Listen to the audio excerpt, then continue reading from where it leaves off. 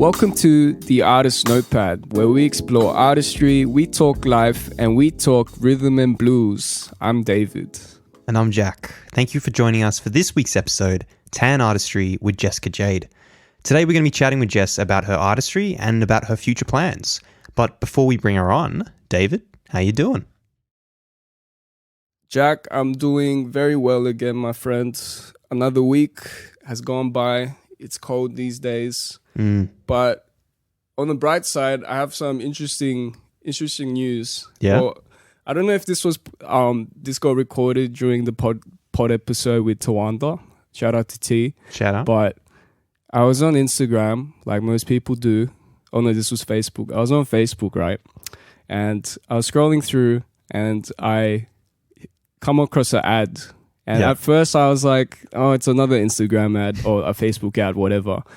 But it says Copenhagen. We're not sponsored by these guys, by the way. Oh, no. Copenhagen beard grooming kit. And at first, I wasn't sold by that, all right? So I saw it and I was like, oh, this is stupid. Who would buy this? And just because I was curious, I click on the ad and it takes me to the website. And I see these images of guys getting results. And I was like, but these guys are all white and European. No way it will work for me. I'm Asian. So I go deeper in my research. And I go to YouTube and I type in Copenhagen Asian dude results. And I find one Asian dude that had like pretty good results. And I was sold by the fact that there's a money back guarantee. So I got a kit coming on the way. Wow, okay. But, yeah. How much did you spend on that? 125. Oh my gosh. Dollars. But there's a money back guarantee. So oh wow. If it doesn't work out, then I'm gonna get my money back. You better be looking like Confucius by the end of this period. Otherwise, I don't know. I mean, man. I don't know if I want to look like Confucius, but yeah, I would like to have some facial hair. This is like, it's a big thing for me, Jack. So, bro, come on. Yeah. We did an episode about masculinity and we clearly said that we are not judged by our facial hair. And now you're just setting a bad example for everyone. It's for the aesthetic. It's for the look, all right? I want to try this look. So please support me on my beard growing journey. You're a podcaster, okay? Aesthetic doesn't matter. Yeah, I know. That's the funny part. But I'm going to update you guys each week. Okay. See how it goes. But, I look forward to it. New segment of our show. Yeah, I'm so keen to share that with you guys. But how are you doing, Jack? Yeah, man, I'm not bad. I'm not using, what do you call them? Supplements for my beard. No beard. Beard cream. Yeah. Yeah. But the rain has come today, man, and this week the rain has arrived, and we've been needing it. But far out, it's been a bit down. Hey, like we've had some really good weather during the isolation period, which we've been fortunate for, but it's been it's been a bit grim out there. But not much has been happening for me, man, to be honest. I've just been cruising, doing my do. Cruising's good sometimes, yeah. All right, well, given I've got nothing interesting to say, how about we get someone on who will have some interesting things to say, and that will be our guest for today, David. Do you want to introduce her? I would love to. So, hailing from southwest Sydney, Jessica Jade's journey began at the age of 14 as a young singer making her television debut in an all-girl group on XFactor. Fast forward 6 years later, the now 20-year-old has transformed into an artist, songwriter, and performer with a fan base that reaches all corners of the globe. Jessica's music tells stories that she hopes her listeners can relate to, while captivating a sound that is tough, soulful, and ethereal. Please welcome Jessica Jade. Hi. Wow, where did you get that from? Yeah, did you make that up, David? Because that was Yeah, so man, good. that's so original material right there. So just good. from the top of the head. You know it's original when you're like, making mistakes as you're reading it out. I know. That's when you know it's original. Yeah, I love it when the guests have the reaction like, "Where'd you find that?" Like that's what I do the pod for. Seriously. Anyway, how are you though, Jess? How are you? I'm good. That's good. And how you been doing in this isolation period? You've been doing all right? You've been Yeah. I think at first I was like really struggling, like being told what to do. Yeah. But then after, a couple weeks and days, I think I really needed the isolation and the slowness of like the quarantine. So yeah, it was pretty chill. Like, I think it did like a lot for me.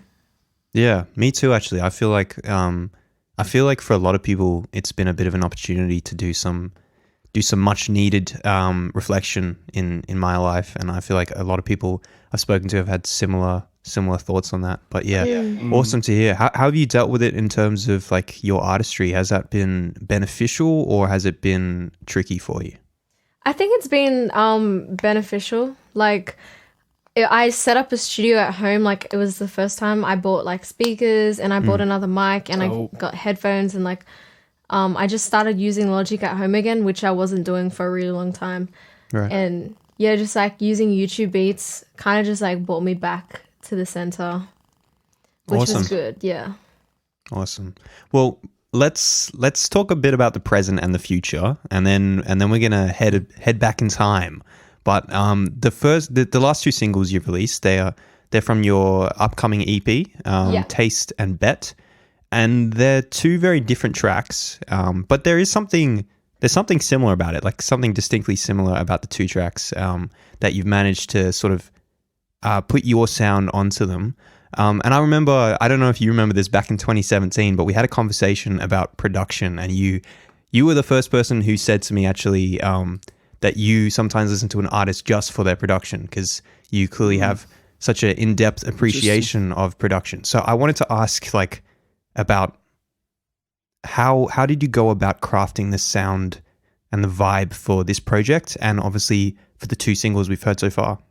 Yeah. So I guess like sounds just I just relate to sounds, some sounds in like different ways. Like, I can't really explain it. Sometimes I just hear something in a beat and I really resonate with it. So making Taste was actually inspired by Tame Impala's what's it called? It's my what's the song called? Sing it out. Oh my god, this is gonna kill me. It's on Rihanna's album Anti. Oh yeah. Yeah, and she does like a cover of, oh my god, this is killing me. Wait, give me a second. Is it Same Old Mistakes? Yeah, Same Old Mistakes. Yeah. Okay, so yeah, when I was writing the EP, I was listening to that song a lot. So Taste was inspired by the sounds in that song. And if you like hear it, it kind of resonates with each other and just like contrast. So yeah, I was listening to that a lot when I made Taste. And then when I made Bet, like Bencio, I don't know if you guys know who Bencio is, but he's a guitarist from Sydney, and he sent us like a bunch of loops, and that one just kind of stuck. And yeah, like there wasn't really much to add to that one. It was kind of just perfect when he sent it. So yeah, it's very, very stripped back. It is interesting. Like, is it an intentional thing when you go about, obviously you've got two very different beats that you're going to tackle. How do you manage to put your artistic footprint on them? Because as I said, like when I listen to them, they're obviously very different tracks, but they still have that sense of familiarity between the two. Is that something that you're conscious about, or does it just sort of happen naturally because of you being you? I think it definitely happens naturally, but I've also been really conscious about working with a variety of different beats and sounds. Like, I definitely didn't want to box myself in like R&B, pop and hip hop. Like, I want to make sure that my sound can be put onto anything, you know? So I guess that's where it comes from, yeah. That's interesting, because on our TAN research, I found out that in 2017, you used to say like our biggest influences or people you want to collab with was like Frank Ocean or like SZA, like people you thought were really dope. And then something more recent, like this year, you said Brockhampton and I think it was ASAP Rocky. So it's like even though they were still like hip hop like orientated, I saw like the change in taste and different styles that you were looking to. So that's cool. Yeah, I think when I first started being, well, I hate saying this, but when I first started being an artist, I think I was really young as well. Like I was just doing a lot of what people expected from me. And now that I'm older and I've kind of gone through a lot with myself, I'm just trying to do things for myself and just like really, looking to what I want to do. Yeah. On that note, can we start talking about what that origin would have looked like? Like you say that you made or created stuff that people kind of wanted, and how did that all begin? Like, and just on that as well, like I listened to the video you did with White Canvas, which I thought was awesome, that interview you did there, and you said something in that one about sometimes struggling to sort of following what people think that you should be doing in like when you're in the studio and stuff. So how has that journey progressed? Obviously, like whilst telling your story of how this all started for you as a kid, like how has it progressed to the point where you feel confident enough to sort of do what you think is best? Yeah, I think it when I guess I've been in a lot of like, I've had a lot of opportunities that, after I've had the opportunity, I've just sat there and been like, shit, like, I'm not happy. Like, why did I do that, And I've done that enough times to just put my foot down and be like, okay, like, this is it. You can't just listen to people anymore and do what other people want. Like, you really have to, use your voice and stand up for what you think and just believe in what you want instead of just doing what everyone else says. Yeah, so like lessons learned, really. You had to learn the hard way to sort of go your own way. Yeah, exactly. I think I'm always learning the hard way with everything. So like I'll get the best advice and I'll just pick the hard way. Like well, there's no better way to teach yourself a lesson than through experience. Yeah. But yeah, do you want to wind us back and sort of give us an indication of how music became a thing for you? Was it always part of your life growing up? Was it part of like a family thing, or like how did it all come up for you? So like I feel like girls are always singing with their cousins in the living room, always like putting on shows and stuff like that. I was always told that I could sing. Like everyone always told me that from a really young age, and I guess I just believed it, and it kind of just happened that way. But I've listened back to videos of myself when I was a kid, and I definitely don't know why everyone thought I could sing. Like, It's just being super loving. Yeah, exactly. And then you took it to heart, and you're like, I'm gonna be a singer one day, and then and boom, like here I am. Amazing. Yeah, amazing. So, was your family like when you decided to take it more seriously? Did that support continue for you? Yeah, definitely. Like my mom has been like a huge part of what I've done and everything that I'm doing. So yeah, shout out to my mom. My sisters have always like had my back with everything. Yeah, I've got a really supportive family. Shout out to sisters. Gee. You're very fortunate in that. We have had some guests come on, and when we asked a similar question to that, they haven't felt like they've had the same level of support in terms of following their like pursuing a dream. So yeah, do you feel lucky in that regard to have had a sort of a fan base within your family constantly? Yeah, I definitely feel like really blessed to have that in my family. Like it's not easy for parents to have a kid that wants to be a musician for the rest of their life. Like, obviously I sometimes I think, parents, they expect something of you, and then like you just are who you are and you just want what you want. So I do have a question about XFactor. And it might, maybe this will be the one that you normally get, but maybe it's not. I was wondering how, like, well, first of all, how did that come about, that decision to go for it? And second of all, how did that experience sort of change your mentality or influence you in terms of your aspirations as an artist? Did anything change for you before, during, and after that experience? So how I got into the group and going on XFactor was I met this manager over Facebook, and he put me and the girls together. Right. And so, like, I had already told him before that I wanted to go on XFactor, and he told me that I wasn't ready to go on by myself. So then I decided I wasn't going to do it, and then we ended up, he ended up putting us in a group together, and he sent, like, a video to XFactor, and then, yeah, like, we went on the show. I only knew the girls, like, 2 weeks before I even went on the show. Like, it was... Really? Yeah, like, It was really crazy. And the experience for me... It was fun. Like, I was 14, man. Like, I didn't have to go to school. I was getting free food.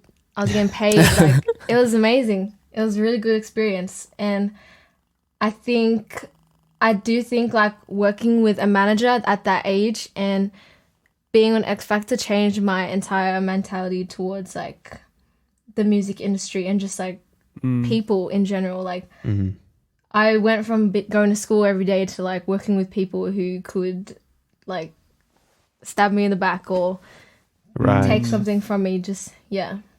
And that's at such a young age as well. Because you were only 14 back then, but yeah, you must have seen and done a lot then. Like, it trips me out that you only met the girls, like, 2 weeks before you actually went on. You actually thought, like, oh, these guys probably, like, I think one of the girls said it too, or maybe it was you, where it's like, yeah, we grew up together, and then like we met on Facebook, and then it came together or something. Yeah, all part of the marketing. Wow. Yeah, wow. No, it's full on. Like, it's pretty full on. Yeah, I bet. So how did you manage to stay humble enough to, you know, have things like going to educate yourself about music? Like, how did you stay, like, was that tough at times when you've got people, like, you know, in your ear telling you how good you are? Like, obviously you've got people, as you said, like, looking to backstab at times as well. But, like, how did you manage to keep that mentality of, like, at the end of the day, none of us in this industry know anything, and there's always stuff to learn? I guess, like, my friends and my family always, like, especially when I was on XFactor, especially, like, I miss my best friend so much when I was on XFactor. I just wanted to go back to school. Like, I feel like that's what made me kind of I feel like that made me really humble. Like, I always wanted to go back home, and it's always just that sense of, like, being homesick when you're in a place that, even though, like, you know, someone else might want to be there, or, like, it kind of seems like glamorous or luxurious, I get homesick, like, really easily. So that's always, I guess, kind of been the way that I've always known to, like, humble myself. Right. Sure. Yeah. How long was the whole thing? Like, how long did you have to be away from home that made you? It was like a month or 2 months. Right. Yeah. Yeah, I can imagine that would be pretty intense. It's a whole different environment, and I think that most of us, like, if we've had any experience in the industry, we know how much is happening behind the scenes in those shows. How much is recorded versus how much we see. It must have been a pretty intense experience for you, especially so young. Yeah, it was very daunting towards the end. Like, I must say, like, I was getting really upset towards the end of the show. Like, if you watched the last episode that we were on, I was, like, crying. But I like, the counselor told us not to go to school for another 2 weeks. I went to school the next day. Like, I seriously went to school the next day after I packed up my stuff, and I went to school the next day. Like, I was so excited to just, like, go back to normal. Well, I think it sounds like you've got a sensible head on you if you didn't let yourself get, like, swept away and all that. Because I feel like a lot of people going through that experience, having being in the limelight, having all that attention, could quite easily be tempted to go back home and sort of come back a reality TV star in a way. Yeah, you do meet like a lot of people like that. But then again, like, you do meet a lot of people that are still still like really true to themselves, and you know, still have like the same group of friends and stuff like that. Amazing. Well, fast forwarding a bit, let's get back to present day. So you're someone who you work with, you know, other producers, so you're constantly collaborating to make your music together. I was wondering, when it comes to looking for a producer or a collaborator or another artist to work with, for example, what are you looking for in that person? Are there particular traits, or are you more focused about what they're actually making, the sound that they're creating? I think it definitely comes down to the work ethic for me, because like I come from a hip hop background, so you know, like I like writing at home, going to the session and finishing it and recording, like not spending, because I've had sessions where like I've worked with a producer and we spend like 6 hours on like one fucking sound, and like I mean, I just don't work. I don't work like that. So I can work with any producer as long as the work ethic is the same as mine. As long as you click, right? You guys have the same vibe to kind of work off each other. Yeah, that as well. Yeah, but I'm a pretty chill person, so I kind of I click with like a lot of people. Like it's pretty rare that I get mad. Like in a session. Can you tell us any situation that you did get mad, or if you ever don't have did to give not a work name, with? but You don't have to. Yeah, well, don't name and shame. Yeah. I was working with a producer that I thought it was just because, I don't know, I think he just reminded me of like my dad or something. Like he was just the way he was talking to me was just like really angry, and I was like, I can't work with it. Like yeah. He was really good at what he type. did though. You know the type? Yeah. Yeah. Like some producers, I feel like because they hold a lot of power in terms of how the track will progress. And I've met people who sometimes get a little bit drunk on that power, and it's just like, it's almost like the artist is working for them, and then they're just sort of the boss, and like, I know, I totally know what you mean. Like it can be definitely difficult sometimes. And then there's other producers who are amazing, and they're just all about like the creative process and shifting and adapting with you, basically just help you achieve like the best result possible. Are there any particular producers or collaborators you worked with who you found that process to be so smooth and just click straight away? Yeah. Yeah, maybe a time for a shout out. Yeah, definitely Sergio Slim, he produced my whole EP. So shout out to Serge. DJ Sefru, he's always like produced bangers for me. I'm working with Dombo right now, and he's kind of just like taking me to another level. So yeah, amazing. Yeah, start. Yeah, I guess you as an artist, like you want producers who are gonna support you, but also push you into maybe places that you haven't considered before, but places that will help you grow as an artist. Even if you know the whatever you're working on doesn't end up being a final product that you release, but just something that is like a learning experience for you. Yeah, 100%. Yeah. So the EP. Can we before we get into the EP go for it, can we take a step back and can we talk about writing a bit? I'm interested in how you might get into like the creative mindset, or like what do you do to like what's your writing process like? That's basically what I want to ask, because you say you might go into a studio session with a producer and maybe focus on one sound, but just say you're just there to write. How do you do that? Like, are you a paper and pen type of person, or are you a Evernote or like notes type of person? I used to use paper and pen a lot, but now I'm just finding the notes is easier because it's just like straight on my phone, go straight to like singing on the mic, and I've got my phone right there.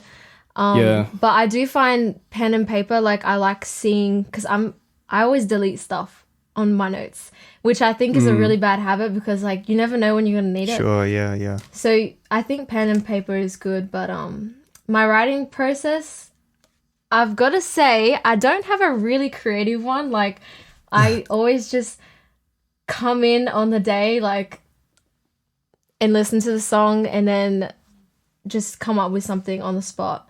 which isn't very good, I'm finding, because I just keep writing about the same shit. So yeah, but actually I worked with Rudo like Rudo, yeah. at the beginning of the year, and he explained to me like he likes writing in like different persons, like first person, second person, third person, and sometimes he doesn't even talk about himself. And I'm always talking from my point of view, like a text message or something. But yeah, I'm trying to like get out of my comfort zone and steer towards other ways. Yeah. Yeah, David, who were we talking with when we were talking about writing in a different person, like in third person? Who was that we were talking with? Do you remember? I don't know if it was Tawanda or Nah. who was it? I can't remember who it was, but yeah, we were talking about like the idea of putting yourself into the position of someone else when writing a song and how that can really tap into other places, because as you said, if your instinct is to sort of write about the same sort of things that are inspiring you in your own life, then unless you have a super eventful and exciting life, then it is going to sort of end up leading down the same track most of the time. I think like lately, because I always write about like heartbreak and stuff, but I've been in like a really good relationship for like 2 years, and sometimes like I've only had one really bad relationship, and I'm always like tapping back into that and just like over exaggerating it as much as I can for the next like or like however long I can. But yes, I'm still like trying to learn to get into other people's shoes. Yeah, as artists, I think it's very tempting to instinctively profit off our own pain. I know. But especially sort of if you're in that mindset, like to start writing about, I don't know, more upbeat stuff can sometimes be a bit tricky. Like if you're so in that vibe and that's like what you're tapping into whenever you're being creative, then it can sometimes be hard to sort of branch out into other areas. So I definitely feel that. Yeah, I remembered, by the way. So Who was it? Who was it? It was Zion. Oh, we talked to Zion about right. writing, and then Yeah, But anyways. the song of Plastic Woman Fly, that's right. He tells this amazing, like really emotive story, and I was like, because when I listened to that song for the first time, even though he was telling the story, and I knew, because I guess I knew enough about Zion's life, like I don't know heaps, but I knew enough to be like, this doesn't add up with him. But at the same time, like he was so like, I guess real. Like it sounded so authentic and real, as you said, David, that I was like, is this his life, you know? And so like cool. that ability to sort of like put yourself in someone's shoes so like seamlessly is like, that for me, like that's pretty amazing. I feel like not everyone can do that. I think like you gotta kind of grow in your writing ability or in your empathy, or like your you have to be for sure an empathetic being person. able to feel different people to get to that level, because like not everyone can do that. I think I relate closer to Jess. I think I'm more prone to writing about my own experiences or talking about myself more than anything, but it's definitely like a avenue to kind of look at. It's you guys are so full of yourself, you two. I know. Don't care about we anyone. just want to talk about ourselves.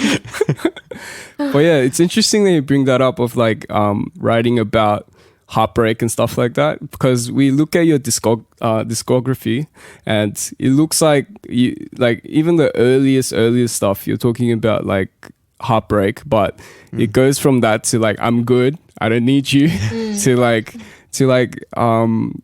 the latest one, like you're kind of like giving that dominant, strong female energy, that kind of vibe.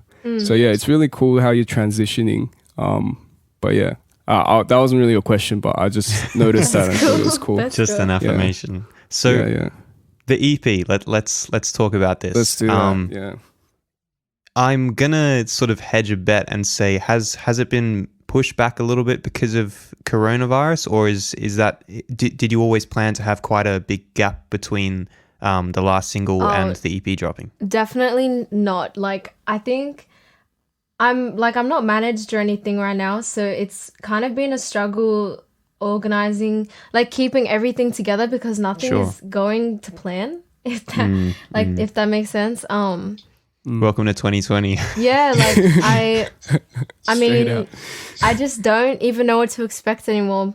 There's been such a huge gap between the singles. It's like I didn't, when I released the singles, I didn't even say they were from the EP. Like properly, I never said it properly anyway, because I was like, I don't even know when it's coming out. Like, I don't even know. Like, even now, I don't know. Right. Yeah, no, that's fair enough. Yeah. But definitely, I mean, I'm praying like before the end of the year.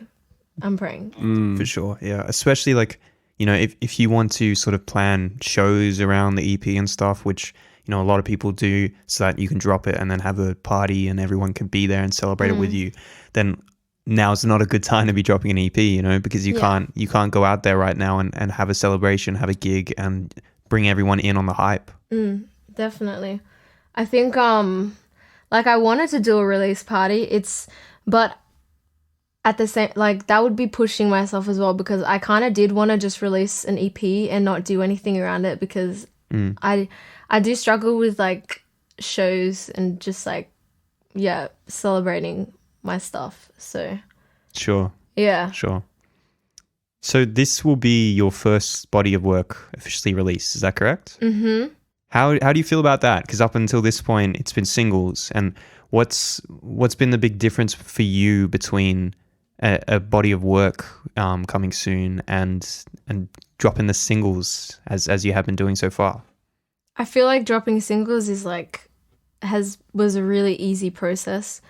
The body of work has been like a roller coaster.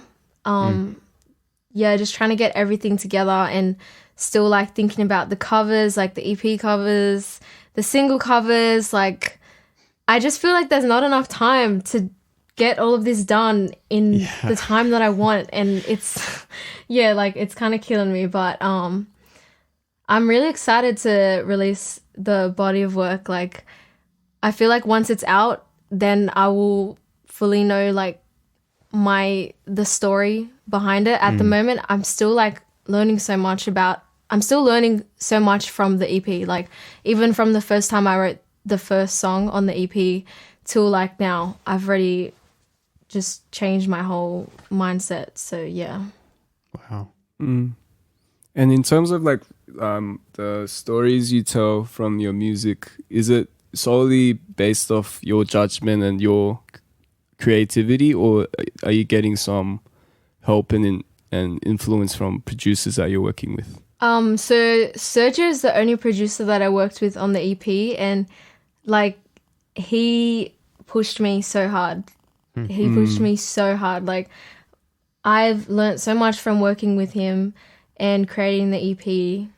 Like, you'll hear it when you listen to the rest of the songs in the EP. Like, I don't even know if I'll make something like this again. So Wow. I'm just like really impressed with how he works and how much I got from the experience. How'd you get to meet Sergio?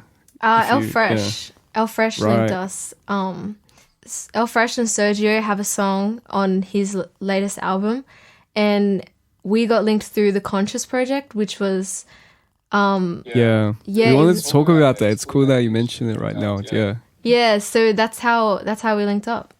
David, do you want to ask about that? Yeah, so I thought she was gonna kind of start getting into it. What was that experience like? How was it working with El Fresh? That was what the question was gonna be about. I've known El Fresh since I was like 16. Like, he has been such a great mentor since I was young. Like, have you really known him that long, or did you actually meet 2 weeks ago? No. No, I've known him for that long. We met through street uni. But yeah, the Conscious program was just like, it was a really good opportunity to get more in touch with like my community side. Yeah. Awesome. Do you want to tell us a bit about the Share Space project that you were a part of? Yes. So I was on the Share Space in 2017. It was really random, actually. Like, So that was that long ago as well. Oh my gosh, sorry. This stuff to me feels like recent. I don't know where I've been, but I know the share space, like that feels like a really long time for me. But that was a really good experience. Like, I worked with Zigzag TV in Sony Australia, and I met a lot of cool people. The show was based off like ratings that you got off YouTube and stuff, and like everyone told me not to go on the show, but it was a really good experience. Like I got to stay away from home for like a month on the share space. I met a lot of cool people, and I think it just helped me with my confidence in myself, because I spent a lot of time on the show observing people and like understanding more about the industry on another level. So yeah, I was saying to David, it kind of looks like a Big Brother but for music. yeah. But awesome. No, I feel like that would be a great opportunity to meet lots of people with similar mindsets to yourself. Yeah. So when it comes to the EP, for a lot of people, they write some tracks and then all of a sudden they realize, hey, I've got something happening here. These tracks all sort of fit together, and they chuck it together. But some people sort of set out to write a body of work, and they sort of write music one after the other to try and create this cohesive piece of art. Either way, sometimes like some work, some don't, and it doesn't seem to be too dependent on the process. But for you, did you set out to write a body of work, or were you just writing tracks and then all of a sudden you realize, hey, I've actually got something here? So we planned to make an EP together, but when we met, I definitely didn't know what the fuck I was doing. Like he asked me like, oh, so like, what do you want the EP to be about? I was like, I don't know. Like, I don't even know. I don't even know. And so we just kind of made tracks after each other, and they're all pretty cohesive, I reckon. Like every song is different, but they do blend in together. Yeah.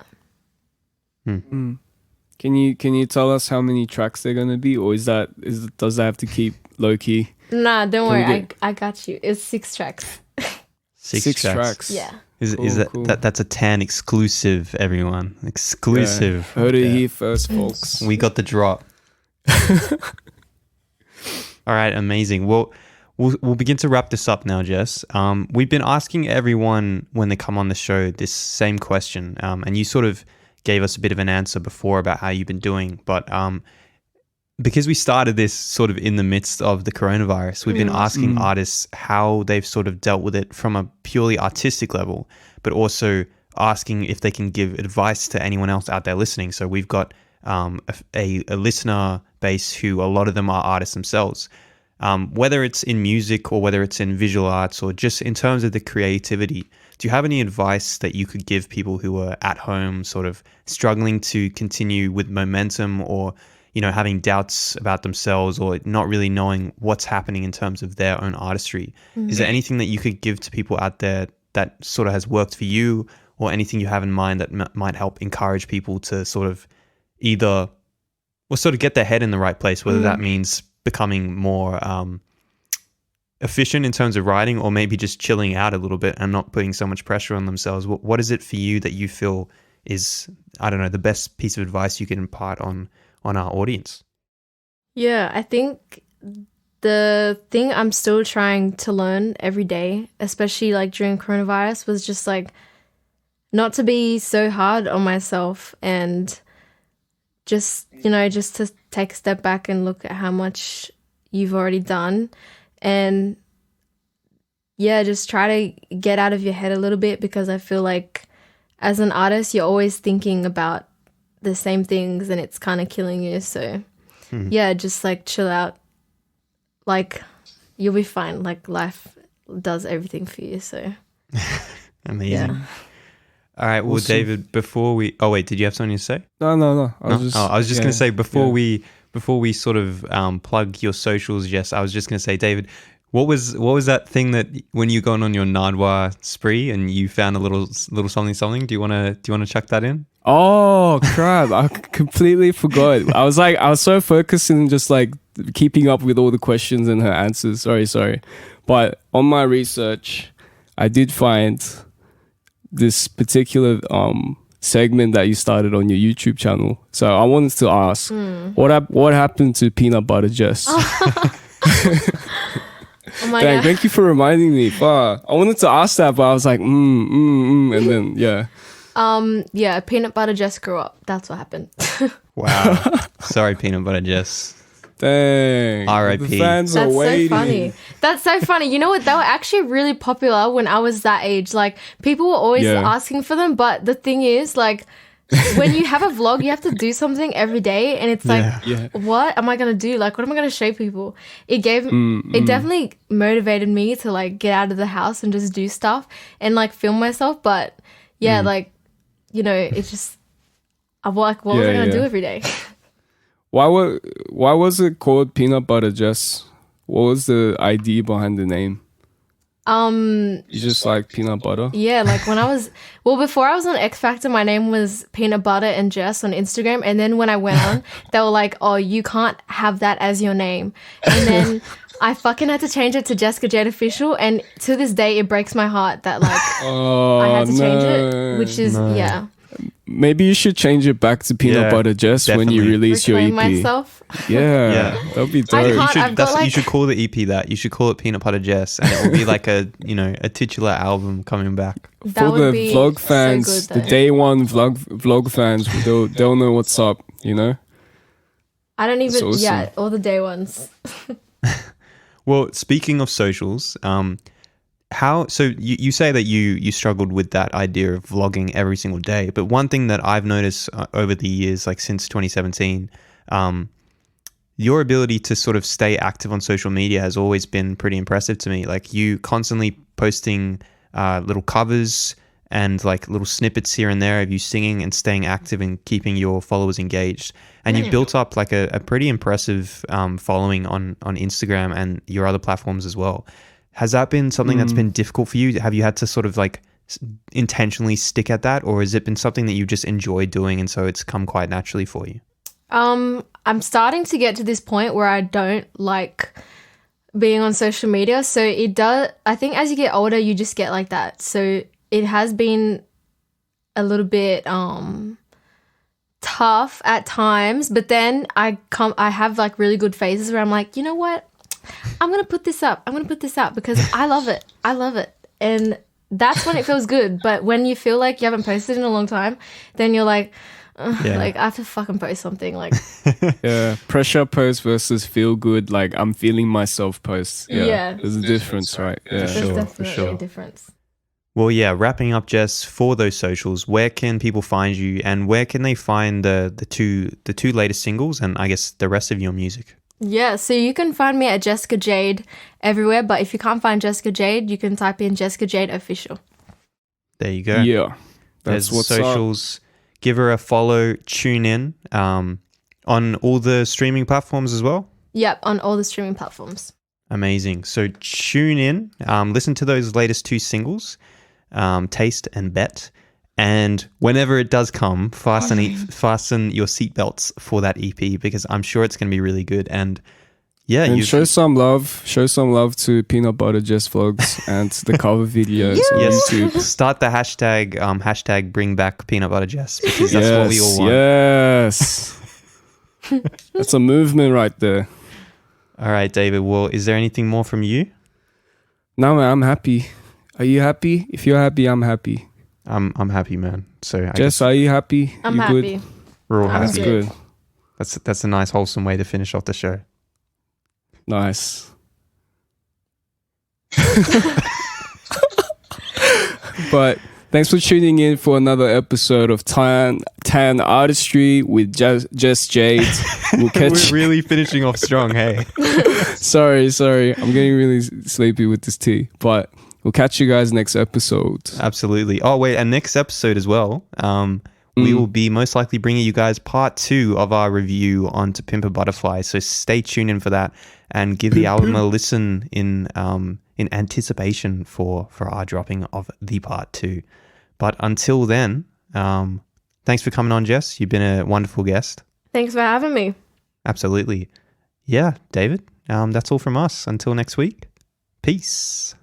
Peace. Peace.